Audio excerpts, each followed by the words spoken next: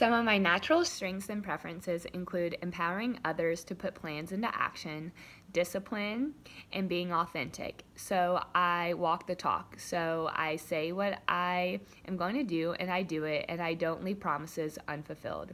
I am also a good communicator and good listener. Some preferences that I have are to take control in situations and to take risks to meet outcomes. I also like to be a team player and to be fair and be collaborative when working on a project to meet outcomes. Styles that I may need to access more to create more of a balance include visionary and critical thinker. Improving my skills on how to synthesize information, make judgment calls, and going with my gut will allow for me to identify and establish what is most important.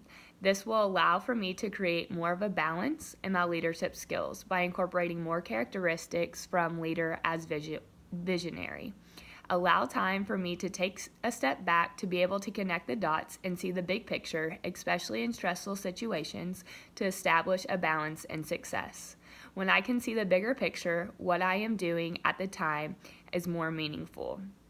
Also, another strategy is to look at suggestions from others with an objective lens to create a balance of leadership skills within a new situation. This will decrease bias of me viewing others' opinions and ideas. Another strategy is sharing my knowledge and expertise with others will help enhance leadership skills through establishing trust of others on my team. An example of this would be explaining why I am doing what I am doing due to the knowledge I have behind my actions. This will improve trust among others and facilitate stronger relationships within my team.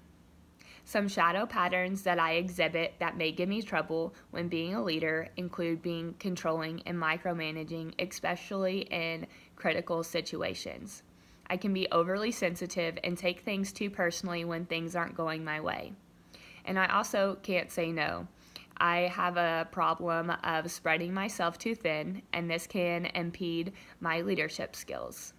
Especially in stressful situations, I have difficulty seeing the big picture. I get so bogged down about what I am doing at the moment that I can't see what is in the future or why I'm doing what I'm doing.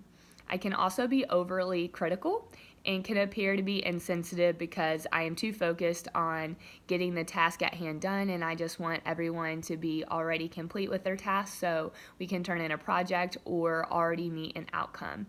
And I also have a huge fear of being wrong, and this can definitely impede my leadership skills because I feel like we learn from our mistakes, and it's okay to be wrong as long as we are learning and moving forward to enhance our leadership skills. Insights that this provides on my adaptability and ability to lead in different circumstances includes that I am so task-oriented and goals-driven leads me to be controlling and a micromanager. But, however, by building relationships and trust within the people I am on a team with will allow for me to know that I can rely on them, especially during crunch time. Another strategy to be successful in different circumstances would be to inspire and uplift others. Inspiring others is a main component of being a leader and enhances the probability of successful outcomes and change.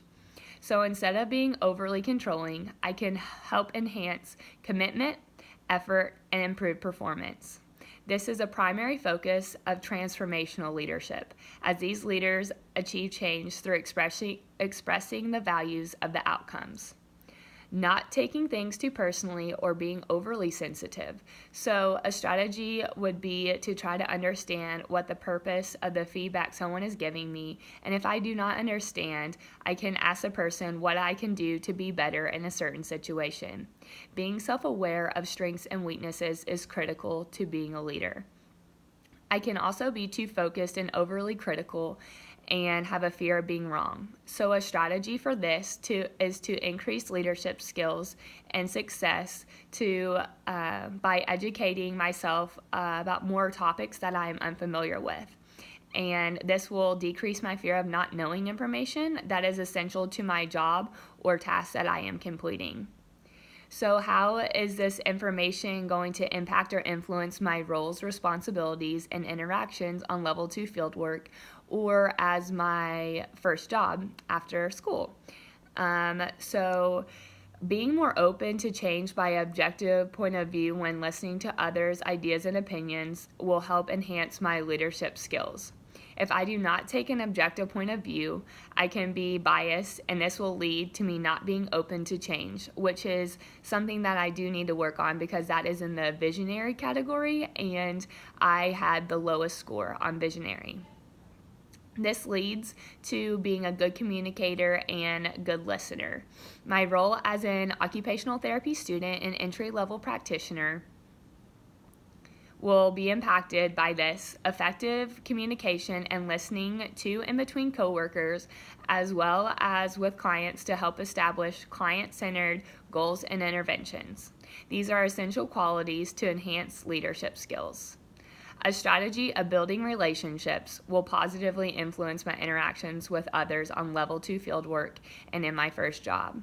Building relationships is a critical part of developing and accomplishing tasks. This will enhance my leadership skills because having strong relationships will allow others to instill trust in me and my abilities. And especially as an occupational therapist, we will definitely be working as a team and we'll need to use clinical reasoning skills along with getting information from other people to work with a client to meet their outcomes. Being disciplined and authentic will enhance interactions and my role as an occupational therapy student and entry-level practitioner. By demonstrating to others through my actions that I am dedicated and motivated by staying true to what I say I am going to do enhances leadership skills. Showing up promptly and ready to learn on level 2 fieldwork demonstrates drive and motivation and could also inspire others as well. Under stressful situations, all of my scores were in the fair range on the test that we took. I think that this demonstrates how I can use situational leadership by adopting a leadership style that is the best fit for the situation. This will support positive interactions with others and work towards meeting goals.